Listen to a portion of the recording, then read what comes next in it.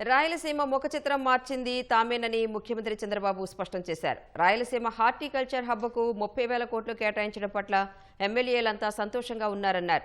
ఒకప్పుడు పశువులకు నీరు కూడా రాయలసీమలో దొరికేది కాదని గుర్తు చేశారు. రాయలసీమకు రైలులో పశుగ్రాసం, నీళ్లు తరలించిన సందర్భాలు ఉన్నాయని చెప్పారు. 2014-19 మధ్య రెయిన్ గన్స్తో పంటలను కాపాడాల్సిన పరిస్థితి ఉందన్నారు. అప్పుడే హంద్రీనేవాను సీరియస్గా తీసుకున్నామన్న చంద్రబాబు ఆ ఫలితాలు ఇప్పుడు చూస్తున్నామని తెలిపారు. దేశంలోనే ఉత్తమమైన పండ్లు రాయలసీమ నుంచి వస్తున్నాయని, అక్కడ పండే దానిమ్మకు మంచి డిమాండ్ ఉందని వెల్లడించారు.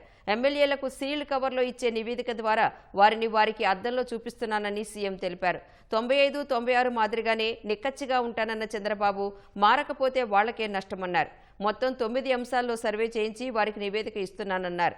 వారికి తెలియని ఇంకొన్ని అంశాలు కూడా తన వద్ద ఉన్నాయన్నారు. లోకేష్ పని లోకేష్ చేస్తున్నాడు, తన పని తాను చేస్తున్నానని అన్నారు. నేతలతో మానవీయ సంబంధం, మోటివేషన్ రెండూ భయం భక్తిలా ఉండాలని స్పష్టం చేశారు. మంగళగిరి చీరలకు లోకేష్ బాగా బ్రాండింగ్ కల్పిస్తున్నారని ప్రశంసించారు. బడ్జెట్ వేళ మహిళా ఎమ్మెల్యేలంతా ఒకే రకమైన చీరలతో రావడం ఐక్యతకు నిదర్శనంగా బాగుందని చంద్రబాబు హర్షం వ్యక్తం చేశారు.